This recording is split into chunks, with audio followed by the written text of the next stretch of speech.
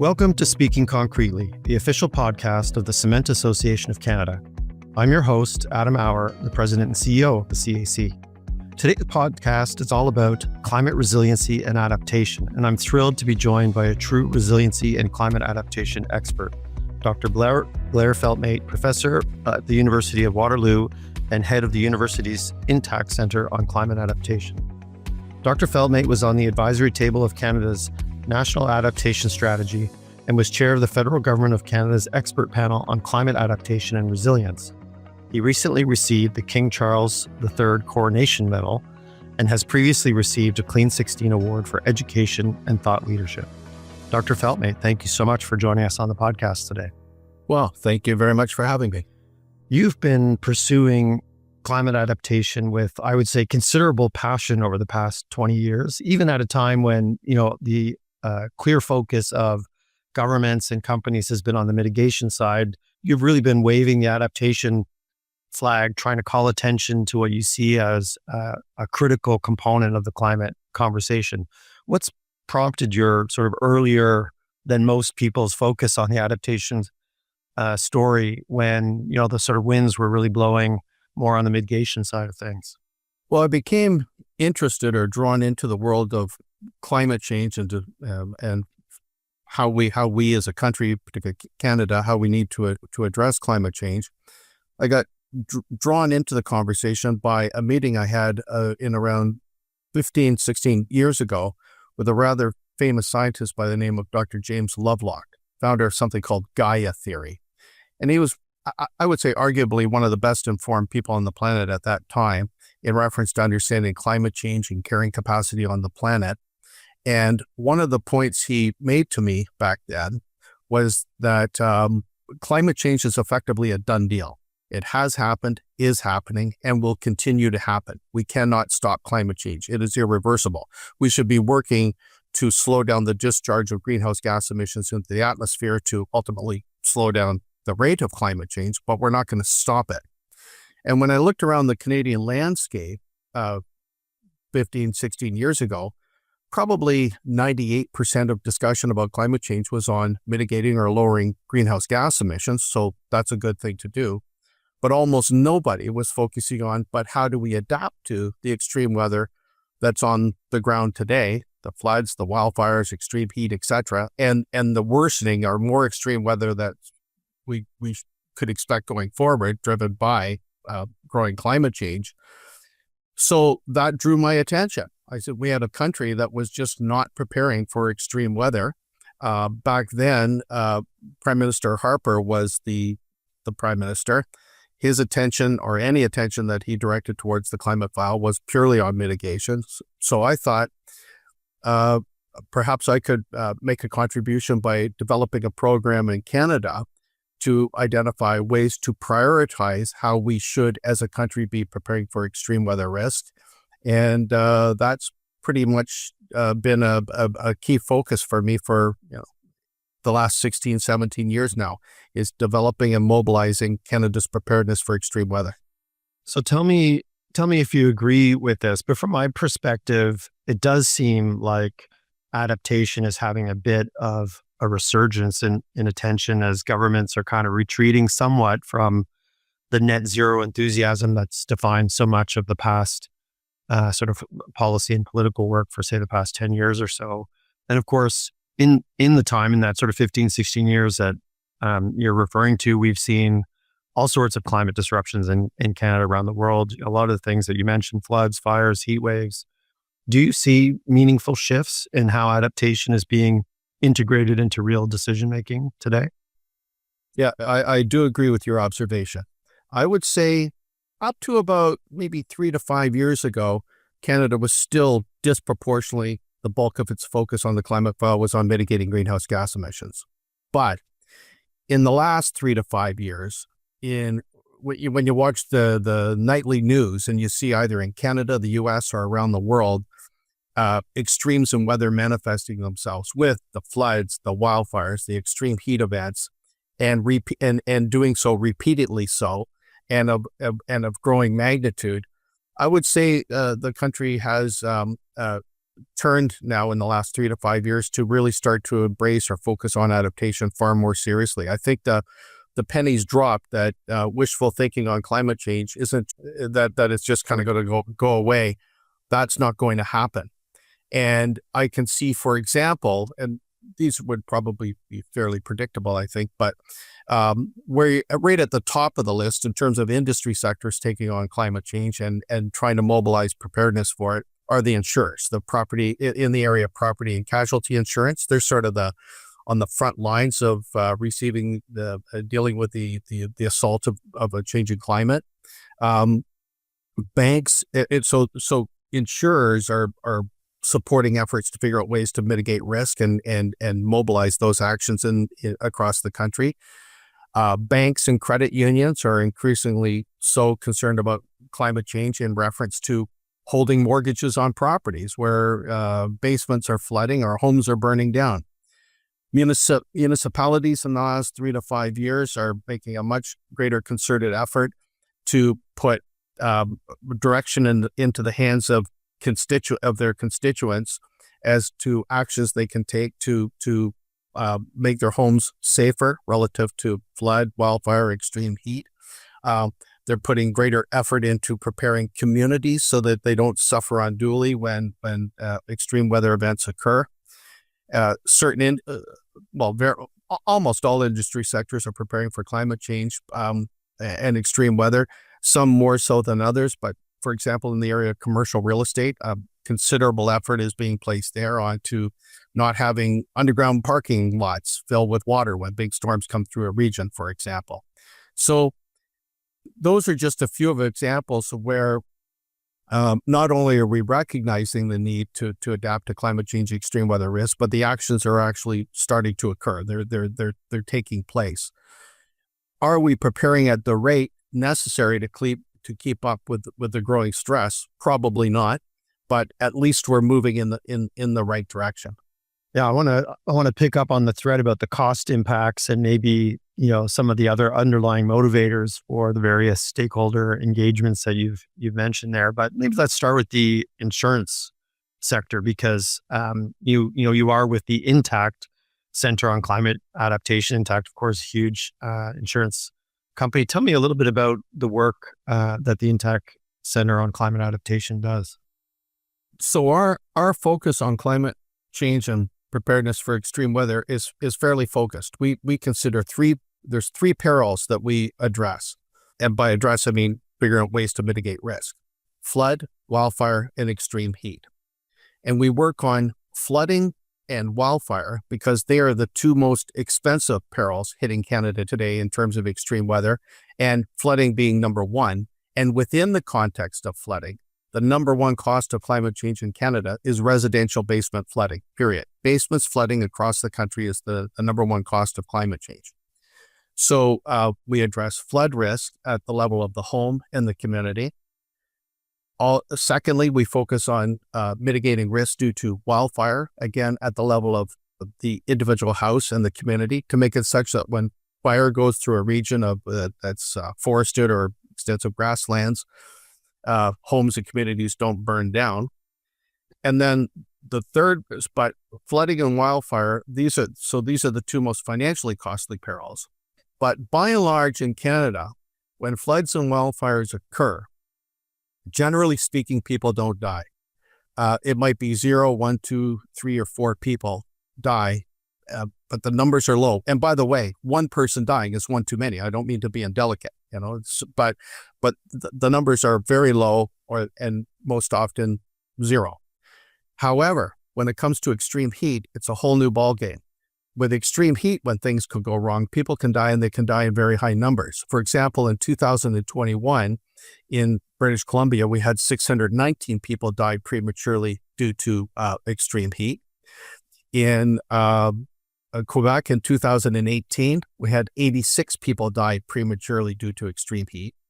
So when things go wrong with extreme heat, the costs aren't so much financial, they're social, if you will, with people dying. So those are the three perils we focus on, and we focus on how to mitigate risk at the level of the house and at the level of the community for flood, wildfire, and extreme heat. But For sure, there is a longer list of perils that also need to be addressed, but for us, we can only address so much. The longer list of impacts that are affecting Canada to a greater or lesser degree, depending on the geography and the time of year, it's flood, drought, fire, hail, wind, snow load, permafrost loss, sea level rise, contraction of Arctic sea ice, and extreme heat. That list of 10 factors is pretty much constitutes the extreme weather challenges, perils hitting Canada, and we focus on 3 of them. It's like a Hollywood thriller you're describing there in a sense. And you mentioned the the human costs of extreme heat. What about on the financial cost side? You talked about some of the drivers of increased costs, but do you have numbers that kind of paint a picture about how climate change and extreme weather is costing us more over the past 40 or 50 years? Yes. And the best data we have comes from the area of property and casualty insurance, the amount of money paid out by property and casualty insurers to compensate for extreme weather risk when it occurs. So if you look from, and the data really starts reliably in 1983. If you look at 1983 and up to 2025, from 1983 up to about 2008, the property and casualty insurance sector in Canada could count on paying out in today's dollars, correcting for inflation. The property and casualty insurance sector could count on paying out between about $400 to $700 million per year in insured coverage or insured claims. So about $400 to $700 million per year from 1983 to 2008. But everything started to change on or about 2009 forward, such that from 2009 to the present, the amount of money paid out in catastrophic loss claims has averaged about $2.9 billion per year, with 2024 hitting a spike of $9.2 billion in claims payouts. And if you could see the shape of the curve, it is bending upwards. So sometimes I'm asking, are the costs of climate change going up? The expressions of extreme weather as measured based on insurance. The answer is yes, but they're not just going up. They're going up curvilinearly. In other words, things are getting worse faster. The costs are growing exponentially. And the culprit that's driving most of this is too much water in the wrong place, flooding. So as I mentioned earlier, flooding is the number one cost of climate change in Canada, followed by wildfire. And we're now at the point where 10% of homes in Canada, which is more or less about 1.5 million homes, 10% of homes in Canada are no longer insurable for flood risk. People can't get insurance for their homes for flood water in the basement. This is problematic because the average cost of a flooded basement in Canada is $54,000. So if you had the average home with the average flood and you didn't have insurance coverage, you'd be on the hook for $54,000 out of your pocket to put your house back into working order. And by the way, that's non-negotiable spending. In other words, if your house floods, your basement floods on a Monday morning, you have to solve the problem by Wednesday of that week, or the house is uninhabitable. Because we're talking about really nasty stuff. This is probably sewer water in your basement. So, and then we're starting to see other expressions of the costs in the sense that, for example, Desjardins, big insurer in Quebec, insurer and mortgage holder in Quebec, they're no longer renewing mortgages on homes that in communities that have a greater than 5% chance of flooding in a given year. So this is obviously problematic. In reference to wildfire, but without flood insurance, you can still get a mortgage. But discussions are sort of being had behind closed doors, or certainly the possibility exists, certain parts of Canada, if we don't prepare for wildfire, that wildfire insurance may not always be available in a given location. For example, in California, Allstate and State Farm have stopped renewing insurance, rewriting fire insurance in California and Arizona, because the risk of wildfire is so high that the premiums they would have to charge are logarithmic. It'd be like paying 3 mortgages. So they've actually pulled out of those states. Well, we're not immune to that reality and the mathematics behind it in Canada. And if wildfire insurance was pulled from a given area that just represented too much risk, without fire insurance, you can't get a mortgage. And if you can't get a mortgage, basically your house becomes a stranded asset and it's worth nothing. So we really need to mobilize rapidly efforts to build adaptation into our systems. And the other thing, by the way, when I talked about the numbers for property and casualty insurance and the degree to which they're going up curvilinearly, it's not just the insurance industry being hit like that. That's the example we use all the time because we have numbers to back it. But it's not like property and casualty insurance is getting hit really, really hard, but mining and forestry and petroleum, utilities and hospitality and telecommunications and all these other sectors are just perfectly fine. They're getting hit too, but we don't actually have the data to quantify the degree to which they're being hit. So I would think of the property and casualty insurance data as a metaphor for risk that's in the system for that's affecting across all industry sectors. It's like a leading indicator, if you will. Yeah. Well, let's talk a little bit about the solutions side. Like what are some of the practical solutions that the insurance sector or the Intact Center on Climate Adaptation would put forward? Both, I'm thinking both from the perspective of policy, government policy to incentivize adaptation, but even sort of on the ground, like what would Intact recommend to a builder that's looking to advance their preparedness on a particular infrastructure project? Yeah. So let's just talk about a builder building houses or residential housing, for example, or it could be commercial business real estate as well. Number one, right at the top of the list, is don't build on a floodplain. It seems obvious, but we still do it. Yeah, one would think. But yes, we are doing it across the country. And part of it, by the way, is driven by the fact that on average for community cities across Canada, localities across Canada, flood risk maps are about 20 to 25 years out of date.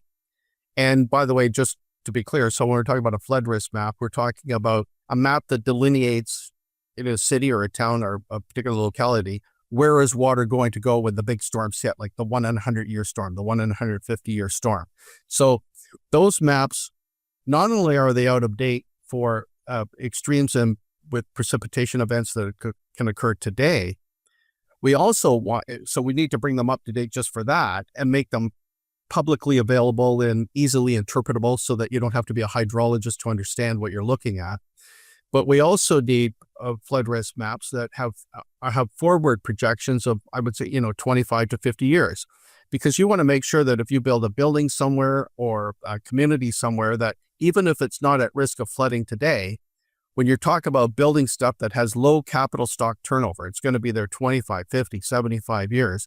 You want to make sure that just because it's not in a floodplain today, that it won't be 25 or 50 years down the road. So we need those forward projections through modeling. And we do not have that in Canada. And by the way, the reason we don't have the up-to-date flood risk maps, and this is going to sound a little bit odd, but nonetheless, is because in a way, we don't want them. Because when you produce an up-to-date flood risk map, and all of a sudden you say to a community somewhere that thought it was high and dry and out of harm's way relative to water damage, that, you've now been recognized or delineated to be in a floodplain, which stigmatizes those properties and can attach a devaluation to the properties. People go apoplectic. Like they'll say, look, I've lived here 25 years, never seen a drop of water in my basement. I don't think I ever will. And by the way, I'm not even sure climate change is real. Like that's the type of reactions you could get. So it's a politically difficult sell, but ignoring it brings us back to an earlier question that pretending this stuff doesn't exist is not the route to go. And that's what's produced now a growth in the uninsurability of the housing market, for example, in Canada for flood risk that I mentioned earlier. So don't build on a floodplain. Let's get bring the flood risk maps up to date and make them publicly available. Then, even though in building homes, at the time you're building a house, it really costs no more to build it right under the umbrella of adaptation or preparedness for extreme weather than the cost of building it wrong. But if you build it wrong and then have to retrofit, it's very expensive. So at the time you're building a house, you can put, for example, a backwater valve on the line in the basement that hooks up to the sewer system. If that's on the storm sewer system, if you have a combined or storm and sanitary sewer system, you can put a valve on that line that leads from the house that lets water go out of the house into those systems. You can make it such that when a big storm occurs, the water doesn't curse up through the storm sewer system and up into your basement by installing a backwater valve. And at the time of build, before you pour the cement or the concrete hardened in the basement, to put this backwater valve in place is only a few $100s. If you put it in as a retrofit and have to break up the concrete in the basement to install it afterwards, it's about $2,800 to $3,200 for the average home. So at the time of new build, let's put the backwater valve in place because it really adds almost no cost to the house. There are other things you can do. If you have a sub pump in the basement, this is a pump that sits in a bucket below the basement floor that if water gets into the basement, the water flows into the bucket. There's a pump there to pump water outside. You want to install that at the time of build. You want to make sure you have battery backup supply for the sub pump because the time you need it to work is when the big storms hit. And very often when the big storms hit, the electricity goes out. So the time you need the sub pump to do something, it may not be available. So you want to have backup battery supply. You want to build a home with raised window wells with covers over them to make it such that when the big storms hit, the water doesn't fill the window well and subsequently flow into the basement. You want flood alarms installed in the basement of the home that give you an alert to if water enters into the basement to take action. You want to make sure the grading around the house is such that water flows away from the foundation versus towards it. And by the way, as obvious as that may seem, we, meaning the Intact Center, we went into approximately 750 homes in New Brunswick, Quebec, Ontario, and Saskatchewan. And we spent 1.5 to 3.5 hours per house looking around the outside of the property and in the basement itself at any factors that might affect basement flooding. And what we found was that 69% of the homes we went to, 69, so rounded off to 70% of the homes had somewhere around the property where grading directed water towards the foundation versus away. So those are just a few things you do in preparedness for flooding. On wildfire, you want to make sure that if your home is in an area with forested or grassland region and you have a back porch made of wood, I would replace it with concrete. When fire comes through the region, wood will burn, concrete won't. So and by the way, around the perimeter of the home, you want to make sure in close proximity to the home, within about 1 meter to 1.5 meters of home, you want concrete or impermeable surfacing there to direct water away from the house versus having it percolate down into the ground, into the weeping tile system, and potentially back into your basement. So there's a real role for concrete, in reference to protection as well. So those are just a few of examples that can be engaged to limit flood and wildfire risk. Where do you think the codes and standards fit in all of this? Because what you're describing to me sounds like, we need to create, better sort of resiliency adaptation provisions in the codes and standards and specifications that drive, design and material choice and everything. Like I know, we've discussed on this podcast a number of times that process can be slow and laborious, but where do you stand on sort of the role of that system in making sure that adaptation is kind of codified in construction practices? Yeah, we need to bring the codes and standards up to speed, recognizing both the increasing risk of climate change, extreme weather risks that we're experiencing today and the greater risk that's coming. But you pretty much hit the nail on the head. The speed at which the codes and standards are upgraded is monumentally slow. The next round of national visitation or expression of re-examination is the best word, I guess, for the codes and standards in this country is 2030. And I think right now it's very limited the degree to which adaptation to climate change is going to realize consideration in that round of codes and standards being upgraded.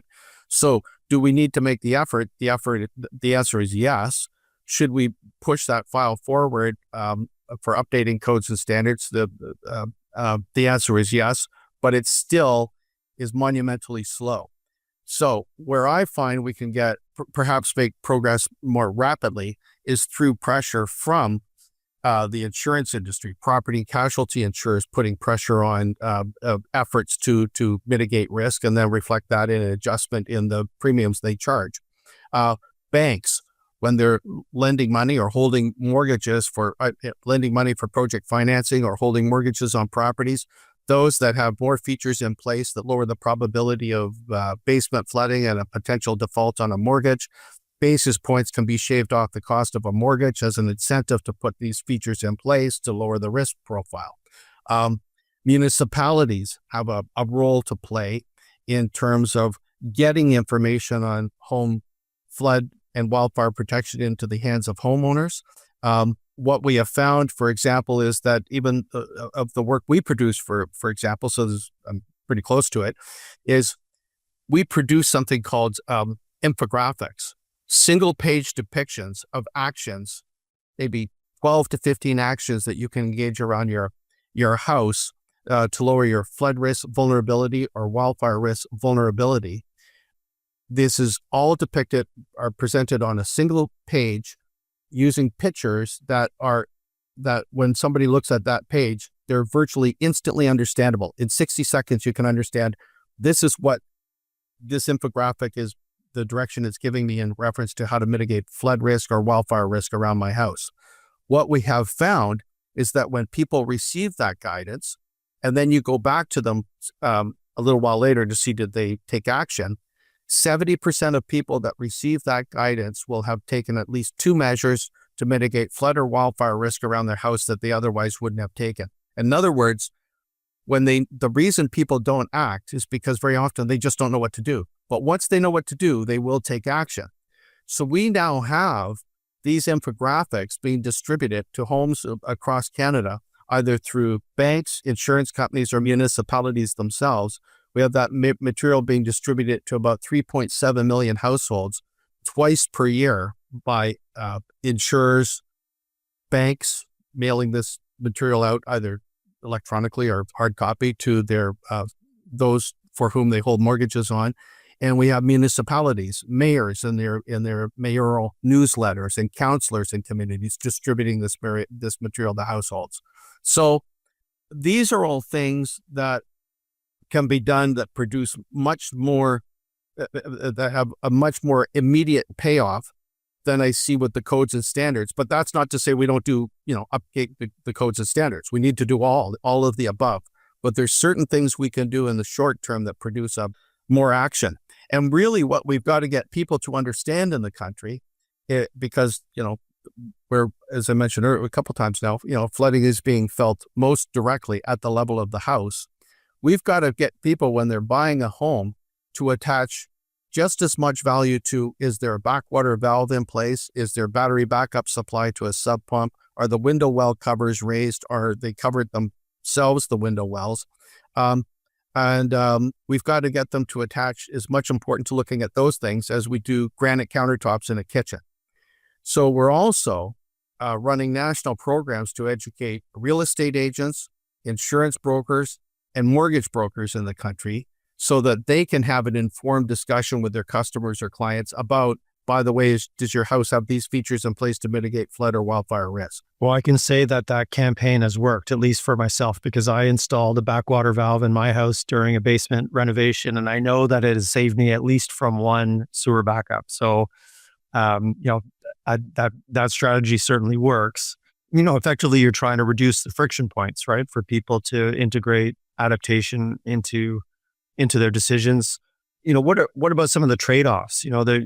Some people might believe that, if you build with resiliency and adaptation in mind, it's gonna cost more money. You've already talked about some examples where that's not the case, but also on the mitigation side, if you're going to build something that's got sort of longer, more durability against certain types of extreme weather. You might think that there's going to be a trade-off in terms of GHG emissions as well. What can you tell us about some of the trade-offs associated with building with adaptation in mind? Sort of at the top of the list, if you just look at the return on investment for adaptation, as has been identified through multiple studies and independently derived through multiple studies. If you look at work by the Global Commission on Adaptation, the World Resources Institute, the Insurance Bureau of Canada, our own research, and others, when people look at calculating what is the return on investment for adaptation, we've all come up with more or less the same numbers. $1 invested in adaptation produces $2 to $10 in avoided losses per decade. So $1 invested in adaptation results in somewhere between $2 and $10 in damage that now didn't occur per decade. And the reason I mention per decade is because some effort pertaining to adaptation, once it's in place, not only do you realize a savings during the next extreme weather event, you save for the event after that, the event after that, and the event after that. It's sort of, effectively the gift that keeps on giving. So it's think of it like putting, for example, shingles on the roof of your house. You don't say to yourself, okay, I'm going to put shingles on the roof of my house. How much money is that going to save me during the next rain event? You say to yourself, how much is that going to save me during the next 25 years of rain events? And so when people actually, want to know more specifically the numbers pertaining to the return on investment for adaptation, I say, you give me the time frame and I'll give you the return, because the return accrues or grows over time. And we've also got to get people to recognize that in efforts and monies they invest in adaptation, this is an investment in equity in your home.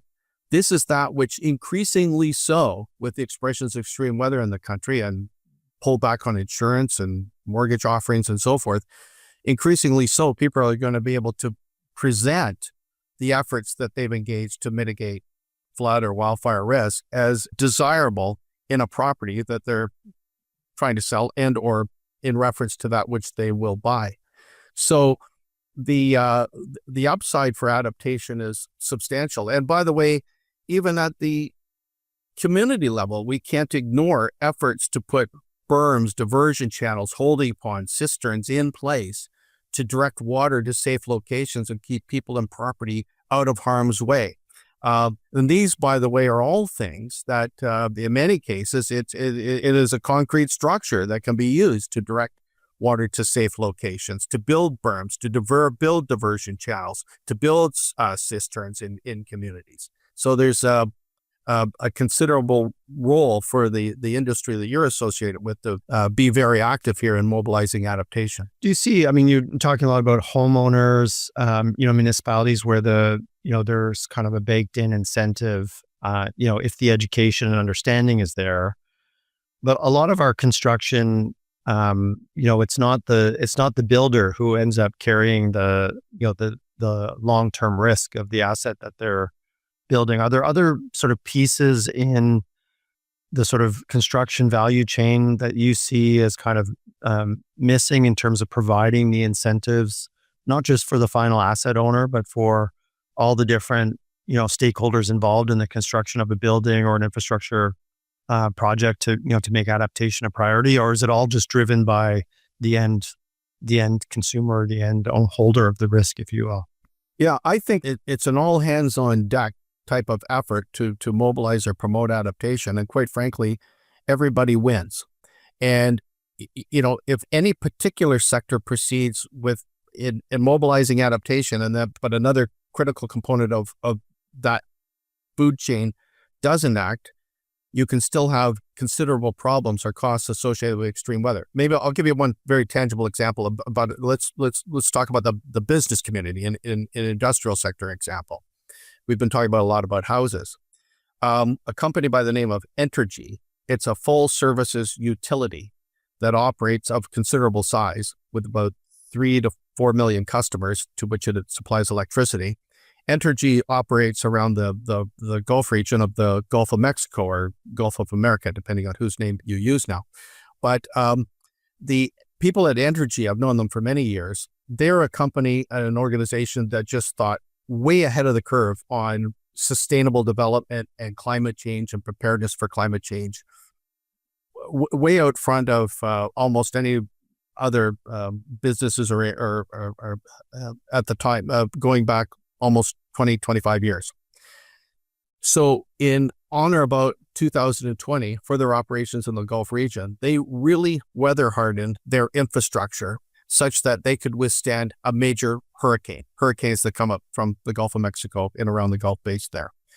And such that when Hurricane Katrina hit in 2005, Entergy was effectively up and running, or potentially up and running, the next day. The problem was they were still out of operations because although they had weather hardened their industry, their infrastructure, the communities in surrounding them where their employees lived were wiped out, and their employees couldn't come to work because they were sitting in flooded homes en masse. The communities into which they sold electricity were non-functional for months, many on considerable scale, because they had been wiped out by the hurricane and the damage it did. So their supply chain was wiped out. So what they realized, it wasn't good enough just for them to operationalize or mobilize adaptation at the level of their specific operations. They had to think about it within the context of the community in which they operated. And this is something I think is still not so well understood by a lot of companies. They kind of think, well, what do we do to mobilize adaptation at the level of our company, if indeed they're that far? But they've also got to think about the fact that they've got employees living outside, their boundary, that if their home is burning down or otherwise impacted, they're probably not going to be showing up for work, or their customer base is wiped out. That's problematic.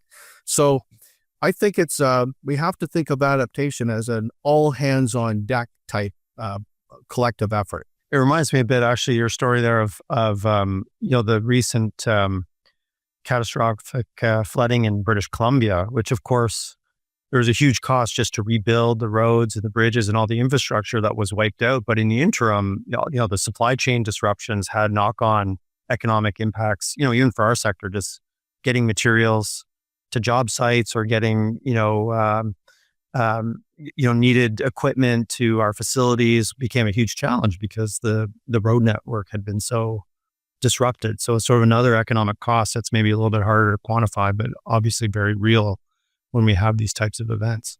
And by the way, the costs of these events right now, like what is still considered a substantial cost associated with an event in terms of insured losses, if you got up in around the $3 to $5 billion zone, like that's really high for Canada as per right now. But what are we going to do if we don't mobilize adaptation more rapidly? What's going to happen when it's not the $2 to $5 billion flood, but the $15 to $25 billion flood happens, and it wipes out, the Port of Vancouver for 2 months or something like that? That's the direction we're heading in. And indeed, as you mentioned at the beginning, I've been working on this file for 16, 17 years, something like that. When I used to present the catastrophic loss claims data on charts in front of various audiences, the y-axis went up to the top of the y-axis was $3 billion. I've had to adjust over the period of time I've been working on climate adaptation and presenting this data to audiences. I've had to adjust the y-axis 4 times now. Now we're up to $10 billion, and it just keeps heading up and up to accommodate the increasing costs being realized through these events. And unfortunately, as I also mentioned earlier, these costs are they're not just going up, they're going up curvilinearly. So we really need to mobilize adaptation with a sense of urgency. And I think it's hard to overstate that point. Well, maybe I'll leave on this last question then, Dr. Feltmate. So we've got a clear picture of the existential risks that climate change poses. to our communities on many levels. We've also got, a great list of solutions and some optimistic, stories about progress that's been made. What do you see as the likely scenario or scenarios? Maybe there's sort of more than one path we might follow here in terms of how, whether we meet that sort of sense of urgency on the adaptation file and what that ultimately means for the impacts of climate change in Canada going forward. Well, we've got to transition, and we are transitioning. I mean, there is positive news. We've got to transition from a mentality of management by disaster. That's sort of where we've been at historically in Canada. In other words, the floods, the wildfires, the windstorms, the hailstorms, whatever it might be, the nasty events occur.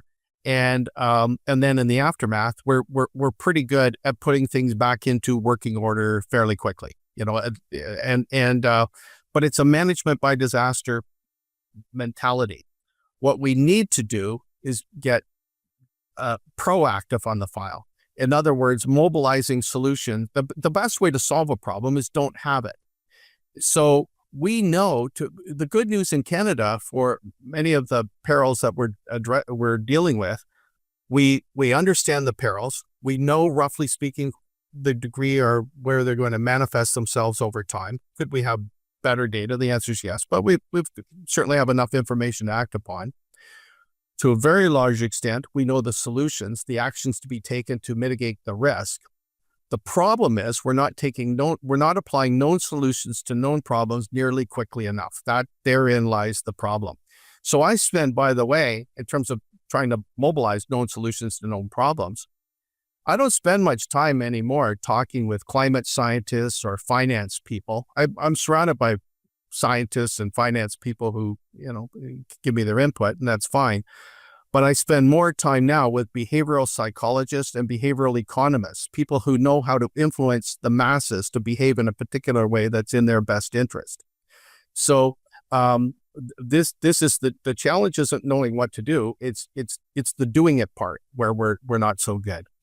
And it comes down to, and increasingly so, I think people are starting to recognize this stuff, that every day we don't adapt, the bottom line is a day we don't have. It's better to build right once.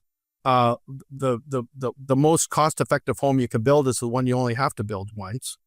The return on investment is positive, and adaptation is the gift that keeps on giving. I think bits and pieces of that philosophy are infiltrating the mindset in the country to help us better prepare for climate change, extreme weather risk. And the bottom line is you cannot cheat this system, period. Climate change is going to continue. It is irreversible. Extreme weather is going to get more extreme.